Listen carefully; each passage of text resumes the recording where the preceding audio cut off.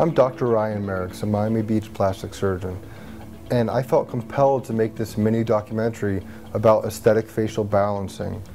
I decided to enter my own practice as a patient and treat myself as it would anyone that walked into my practice.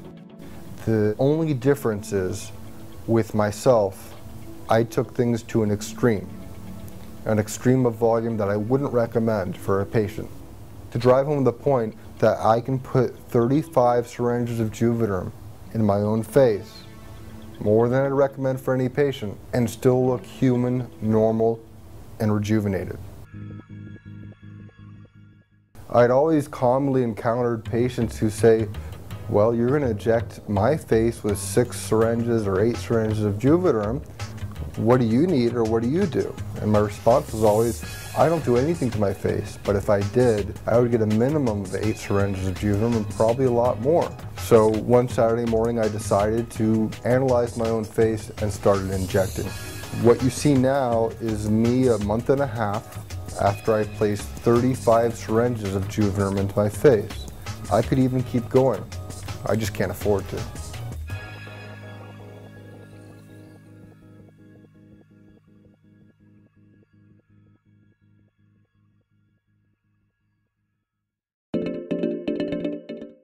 Like I suspected, 8 was not enough. So we're at 14 syringes in my face. Wow. It's really creepy watching myself get younger. It's a bit of a surprise to walk into a plastic surgeon's office expecting a typical nasolabial fold fill or a lip augmentation with a filler and have the plastic surgeon explain to you for one subunit of your face you need 4 or 5 syringes of Juvederm, and to balance your entire face it might take 8 or more syringes to get things looking right. They're used to people injecting 1 to 2 syringes to smooth out a line next to the mouth or some crow's feet. That's not what I do.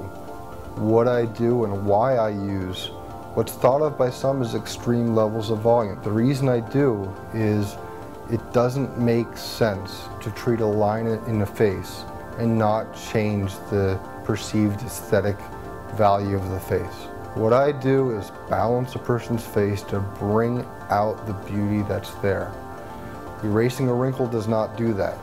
Leaving a wrinkle alone and changing the shapes, the space, negative space, light reflexes, and shapes around the eyes, nose, and mouth allow the observer's brain to see beauty that was not there before. This is the concept of aesthetic facial balancing.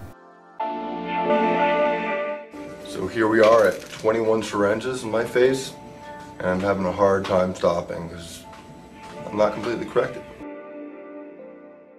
I personally never expected to inject my face.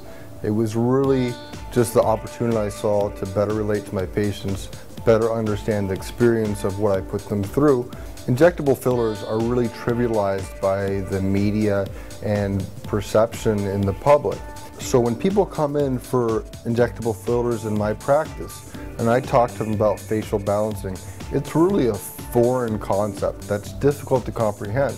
It also is very hard to convey to the patients that for 2 to 3 days they may be more swollen and unhappy and go through some psychological changes adjusting to their new face.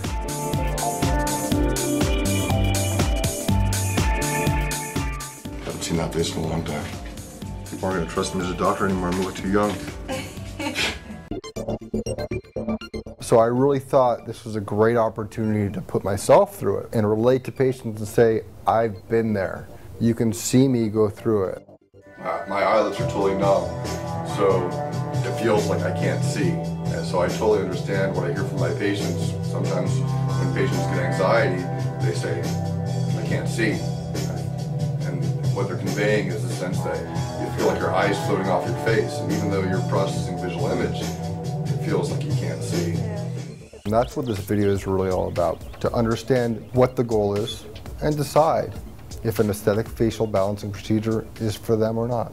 So what I've done to my face now is the goal of most of my corrections. A really subtle correction where the bags under my eyes don't go away.